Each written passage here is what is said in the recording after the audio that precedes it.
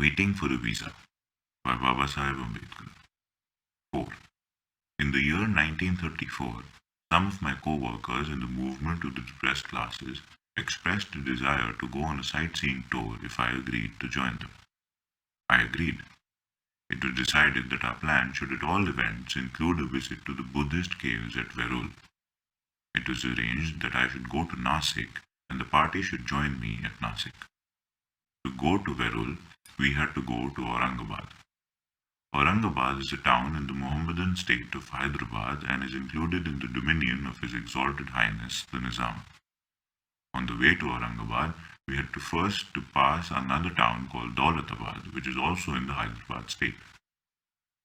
Daulatabad is a historical place and was, at one time, the capital of the famous king by the name Ramdev Rai, who was Hindu.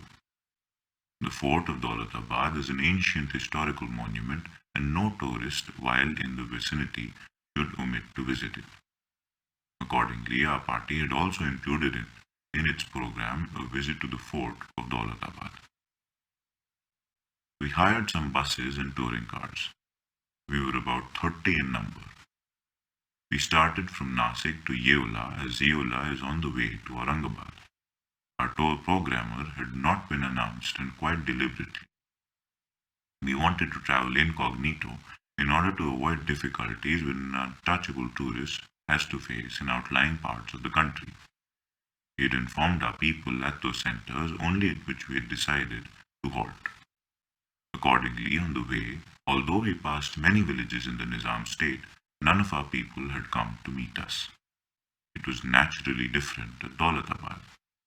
There our people had been informed that we were coming. They were waiting for us and had gathered at the entrance to the town. They asked us to get down and have tea and refreshment first, and then to go see the fort. We did not agree to their proposal. We wanted tea very badly, but we wanted sufficient time to see the fort before it was dusk. We therefore left for the fort and told our people that we would have to take tea on our return. Accordingly, we told our drivers to move on, and within a few minutes we were at the gate of the fort. The month was Ramjan, the month of fast for the Mohammedans. Just outside the gate of the fort there is a small tank of water full to brim. There is all around a wide stone pavement. Our faces, bodies, and clothes were full of dust gathered in the course of our journey, and we all wished to have a wash. Without much thought, some members of the party washed their faces and their legs on the pavement with the water from the tank.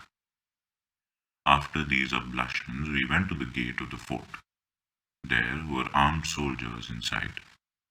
They opened the big gates and admitted us into the archway. We had just commenced asking the guard the procedure for obtaining permission to go into the fort. In the meantime, an old Mohammedan with white flowing beard was coming from behind shouting the DHEDS, meaning untouchables, have polluted the tank. Soon all the young and old Mohammedans who were near and about joined him and all started abusing us. The DHEDS have become arrogant. The DHEDS have forgotten their religion, i.e. to remain low and degraded.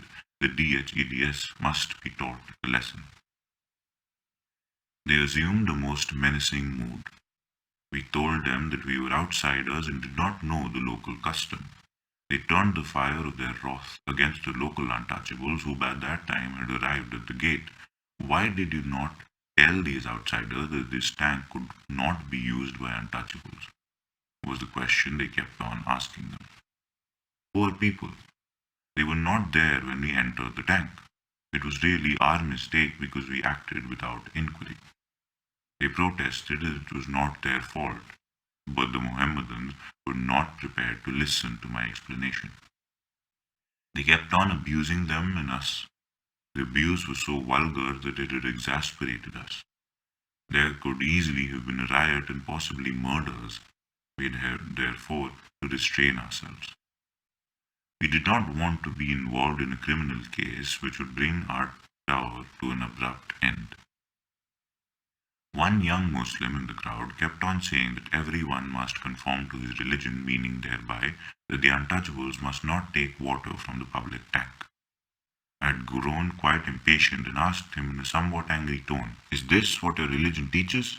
Would you prevent an untouchable from taking water from this tank if he became a Muhammadan?" These straight questions seemed to have some effect on the Muhammadans. They gave no answer and stood silent. Turning to the guard, I said, again in an angry tone, "Can we get into the fort or not? Tell us. If we can't, we don't want to stop." The guard asked for my name. I wrote it out on a piece of paper. He took it to the superintendent inside and came out. We were told that we could go into the fort, but we could not touch water anywhere in the fort, and an armed soldier was ordered to go with us to see that we did not transgress the order.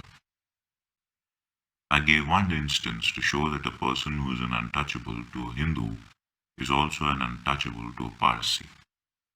This will show that a person who is an untouchable to Hindu is also an untouchable to a Mohammedan.